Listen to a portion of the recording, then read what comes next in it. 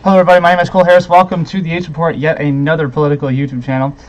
If you woke up earlier this week and you saw the results, you were probably disappointed, just as I was. But, well, here we are, our new great dictator. Leader. Our new leader, Prime Minister Mark Carney. He is about to do the first press conference that he has ever done since he is now our actual Prime Minister, not the unelected fake Prime Minister. But, first of all, a word from Parker.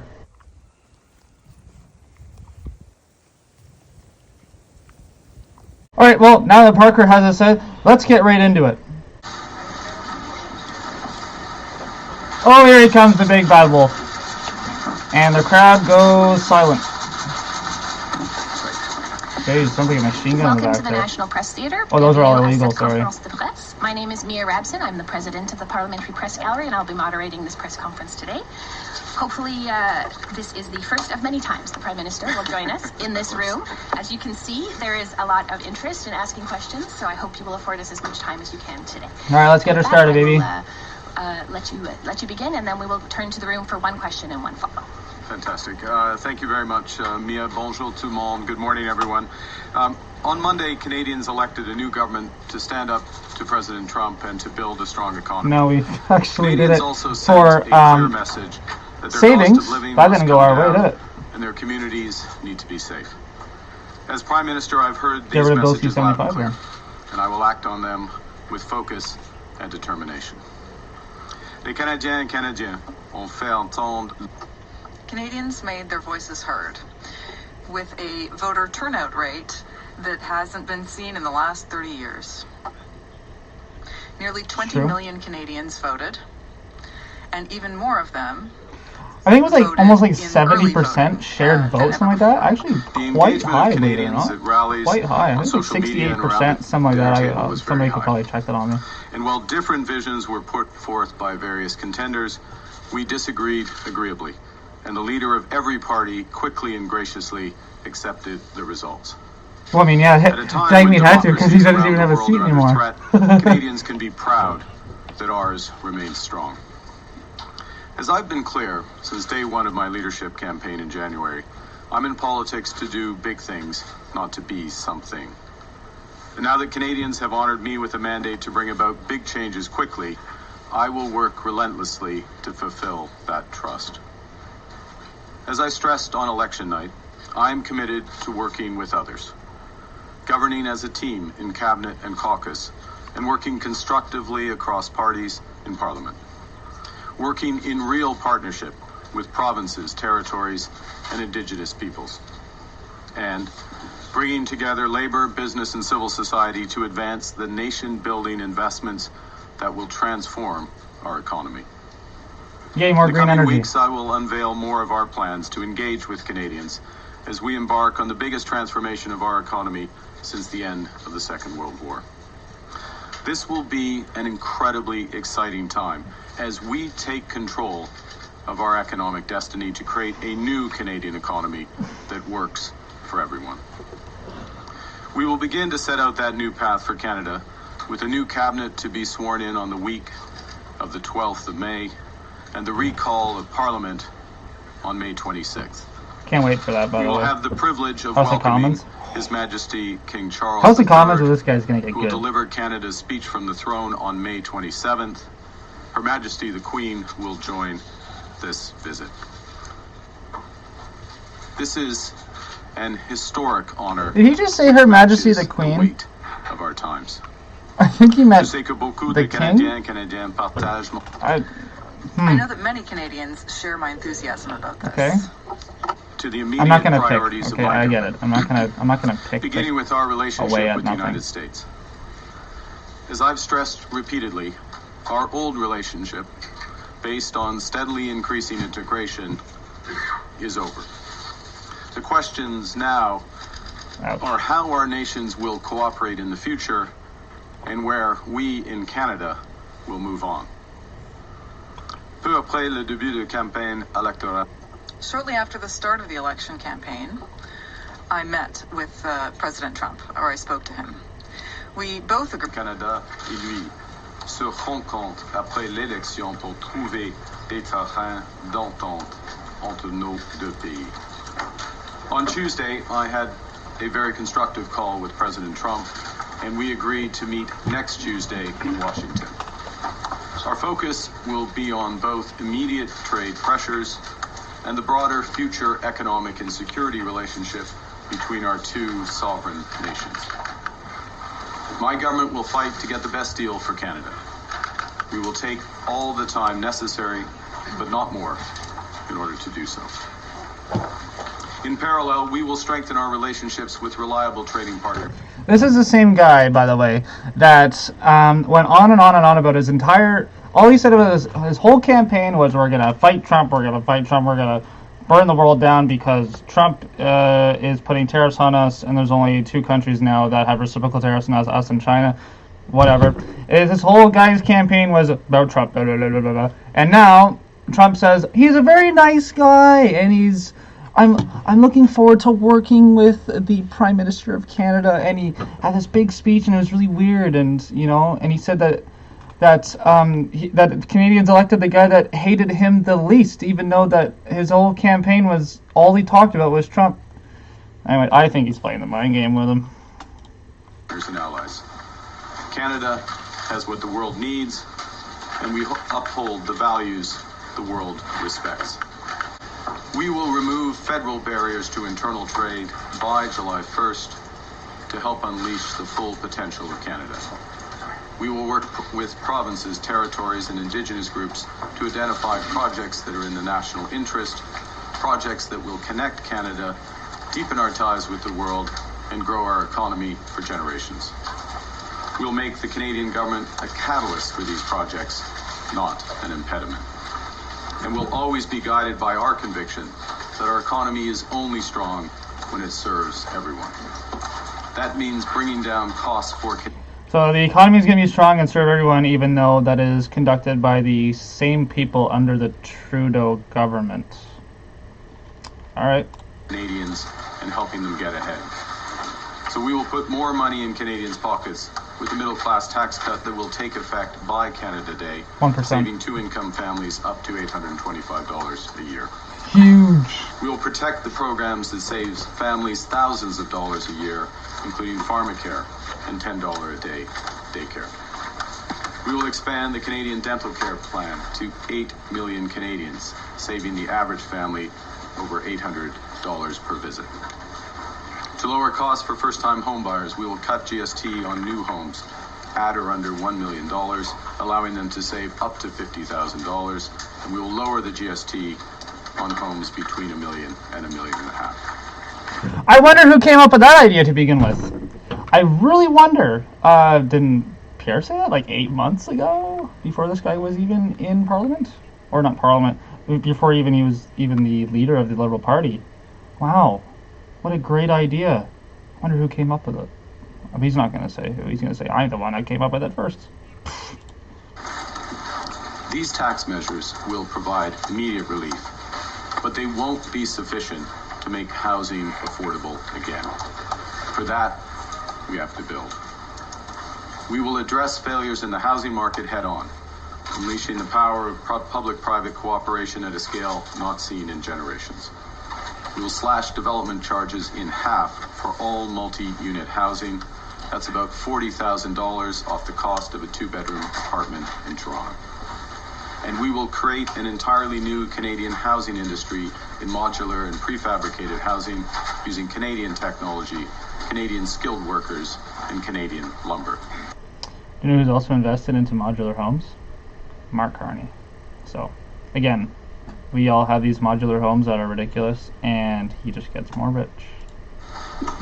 We will build houses faster, at lower costs, with a smaller environmental footprint in construction, and greater efficiency once families move in.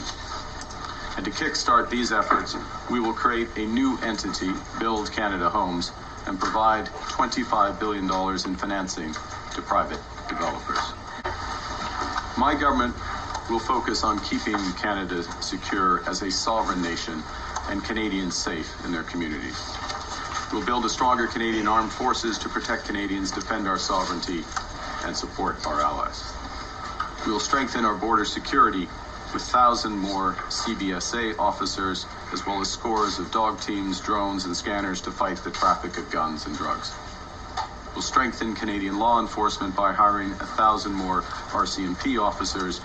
Okay, by the way, so I'm also another person that's really debated on going into the police force, and these liberal policies that Carney, well, I guess liberally Justin Trudeau proposed, like, they're ridiculous, especially C-75, which is the one that that's what we call the catch and release policy, so criminals can get let out at the earliest like ample time per se, and well, he wants to keep all that in. So where are you gonna get these 1,000 or 2,000 or 3,000 whatever more officers if nobody is going to want to be a police officer because of literally everything going to crap? It doesn't make any sense. Giving law enforcement more tools to fight crime. We will toughen the criminal code and bail laws for those threatening the safety of Canadians, including making bail harder to get for those charged with stealing cars, with home invasion, human trafficking, and smuggling. Nous allons bâtir la confiance en notre système de justice et nous allons faire de même avec notre système de l'immigration. We will return our immigration to sustainable levels by capping the total number of temporary workers and international students at less than 5% of Canada's population by the end of 2027. It's a sharp drop from the recent high of 7.3%. This will help ease strains on housing, on public infrastructure, and social services. At the same time, we will work to attract the best talent in the world to build our economy. Canada has what everyone wants. We're a confident nation that celebrates our diversity, that believes in and practices free speech, that respects the rule of law. Free speech, yet he wants to possibly implement Bill C-63, which can have you criminally charged for doing something as I am doing right now, which is kind of going over what they're saying. Or if you say anything derogatory or considered offensive, then you can be fined up to $50,000. That's very much free speech, isn't it? That has a vibrant democracy. We value innovators and builders. We trust science. We protect our immense natural heritage. For Canadians abroad thinking about returning to build their lives in our nation, there's never been a better time to come home. Dans toutes nos actions, nous serons guidés. I think you're going to see a lot of people leaving this country. Honestly, like especially if a lot of these things, stay in place, then you're going to see a lot of people leaving. Unsustainable 9% every year. We will bring that down to 2%, less than half the average nominal growth rate of the economy. That's good. We will not cut any transfers to provinces, territories, or individuals. Okay. Instead, we'll balance our operating budget over the next 3 years by cutting waste, capping the public service, ending duplicative programs, and deploying technology to boost public sector productivity. We will use scarce taxpayer dollars to catalyze massive private investment. You're gonna have to get rid of bureaucracy, man.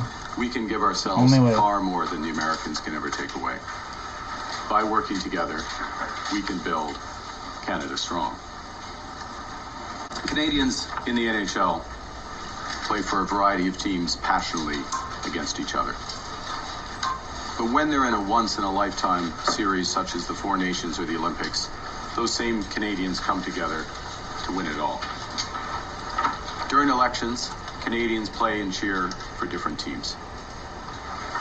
Now that election is over, and we are in a once-in-a-lifetime. Of your first in-person meeting with President Trump, and will you be focused on trying to get the tariffs lifted?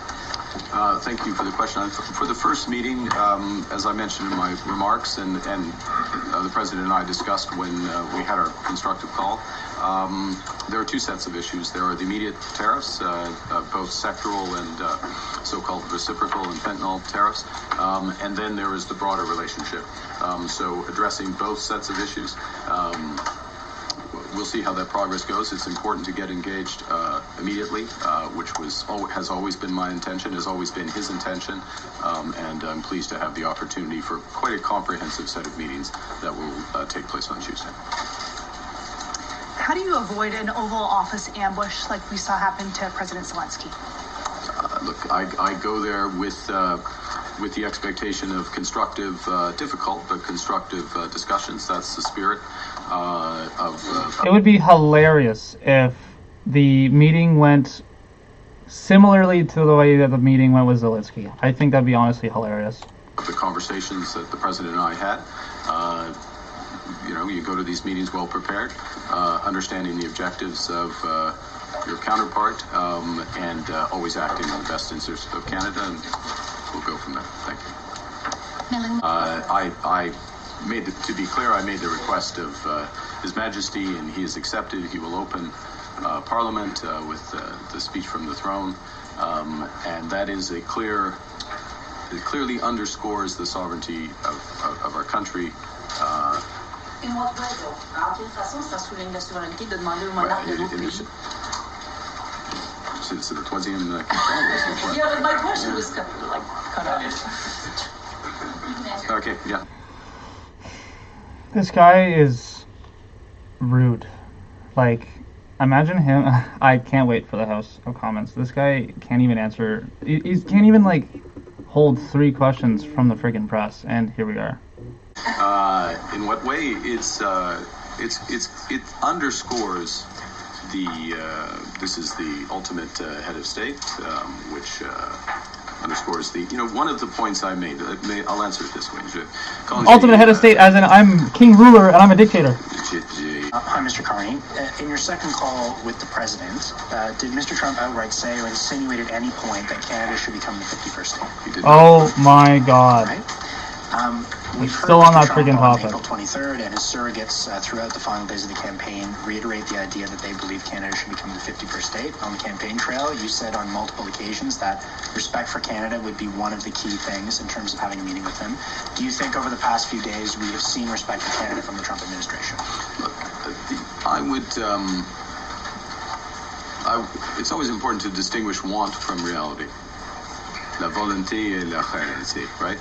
What someone wants and what is reality, and what the Canadian people clearly have stated, virtually without exception, is this will never ever happen.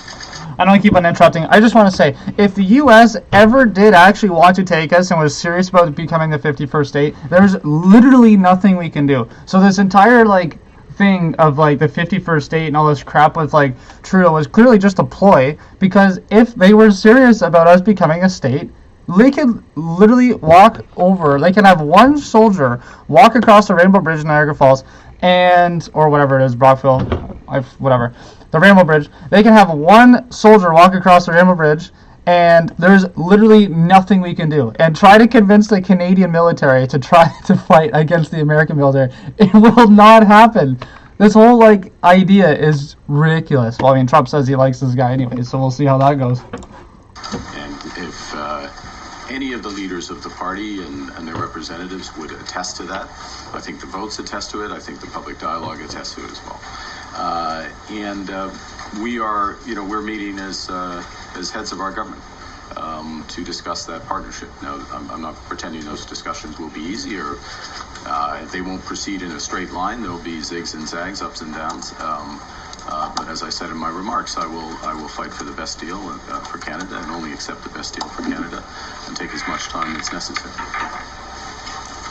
Davis Labrie, iPolitics. Hi, thanks for taking our questions. Just one from me to try and squeeze some more reporters in. But to my colleague's point, the White House's public position has continued to be that Canada should be the 51st state. You yourself have said that Donald Trump is trying to break Canada. Considering all that, how can you expect good faith negotiations? I want to hear this crap about 51st state. Somewhere else in the world this month, but do not expect that. But so that's the first thing. Somewhere else in the world this month, but do not expect that. But so that's the first thing. Is just thank you for restricting the question so others can get in. Is that he respects as others who are good negotiators, and he's one of the best negotiators. They respect strength. That's why we're building Canada Strong. There's lots of reasons to build Canada Strong, but the point is, and I will make this point repeatedly, we have more than enough to do here at home. That point about we can give ourselves more than the Americans can take away is absolutely right. We can have a bigger boost to our economy, to incomes, to jobs, by focusing on building one Canadian economy, by building these nation-building projects, by focusing on getting productivity up, by reducing government waste, by driving investment in this country. And so that is a good in and of itself. We're going to focus on that while we have these negotiations with the Americans. And if the negotiations with the Americans take longer, so be it. We've got more than enough to do here. Kyle Duggan, the Canadian Press. Mr. Carney, will you be pursuing a formal governing pact of any kind with the NDP? No. Short answer, no. And why not? Why? That's my response. Is we campaigned on a very clear set of objectives, very clear policies to back those up, and we received the highest number of votes in Canadian history. Yes, it is not quite a majority, but highest number of votes. As I said moments ago, majorities in they actually just got one seat taken away from them, so I think they're at 168 now. A recount with one riding in the Quebec actually went to the Bloc Québécois and not the Liberals. Which is, in order to do what we need to do as a country, we will need to work in partnership with all the provinces, with Indigenous peoples. Yes, obviously, by definition in Parliament, we will need to get majority support to pass legislation. But this is legislation that Canadians, or at least we will be putting forth legislation that's consistent with our platform and consistent with the requirements of the time. And I will remind that it's not just words. We are in a crisis. If you look at, the terrible manifestation of that today. This guy loves the word crisis. All he says. For the GM workers, 2,000 GM workers, and I'll just express my deepest sympathy for them and their families. A very difficult time. We are committed to supporting workers. All the dollars from our tariffs going to support workers. Fighting hard for our auto sector, all our sectors in these negotiations with the Americans, and making sure that companies act in true partnership as well in maintaining employment and investment in Canada. And if not, there will be consequences for those companies. Thank you. Louis Blouin, Radio-Canada. Bonjour, Monsieur Carney. Est-ce que dans votre vision des négociations, par exemple, les tarifs selon merited, given all the steps that the government of Canada. Well, the essence of my answer was Est-ce que dans votre vision, Monsieur Blouin, dans un sens, c'est je ne veux pas négocier au public, en effet. Il y aura des discussions difficiles en ce qui concerne par exemple les tarifs selon nous, les tarifs de fentanyl. C'est pas clair pourquoi ils sont encore en place. Mais ce sera une négociation complexe.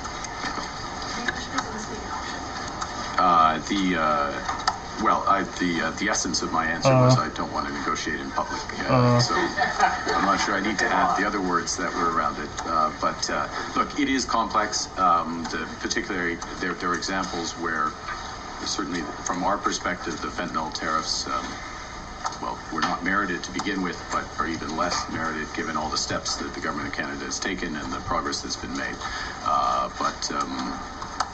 This will be a broader discussion, and it's one of the cards that they have, and therefore we'll see how it plays out. D'après vous, qu'est-ce que Donald Trump veut dans cette négociation? C'est une des questions de discussion, parce qu'il y a, il a qui devient plus divisé des secteurs, l'aluminium, il y a des exemples dans l'Amérique du Nord. C'est pas clair, c'est pas un bon choix la deuxième, ça c'est clair. Mais s'il veut. Catherine Levesque from the National Post. try to make it too very fast. That's the spirit, Catherine. That'll get me coming back. Your party picked up seats across the country, but lost a few seats in Ontario. Why do you think that is, and did those seats cost you your majority?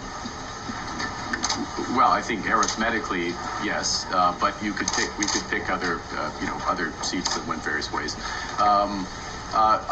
We'll reflect on that. I think as I said at the top, what I take as the Canadians voted for many reasons in different circumstances.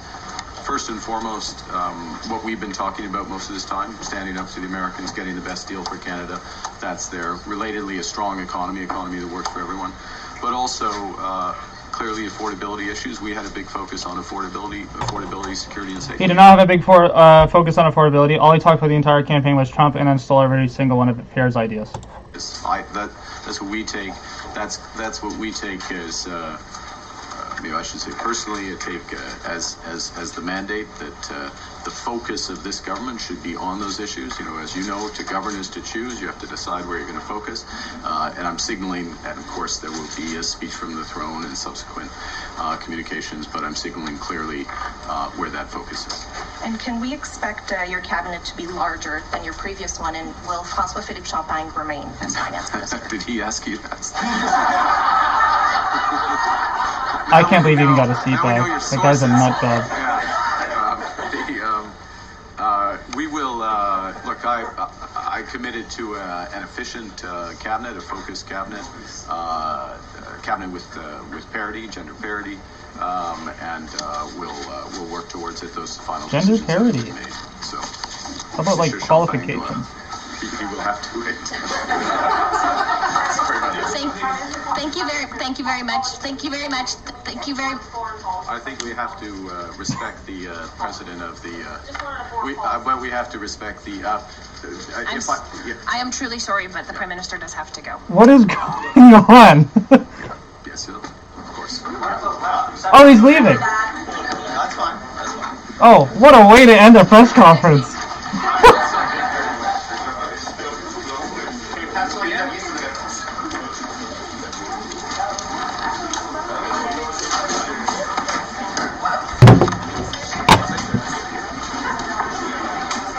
What just happened? Oh, there's his wife. Just kidding, that's not his wife. What in the world just happened?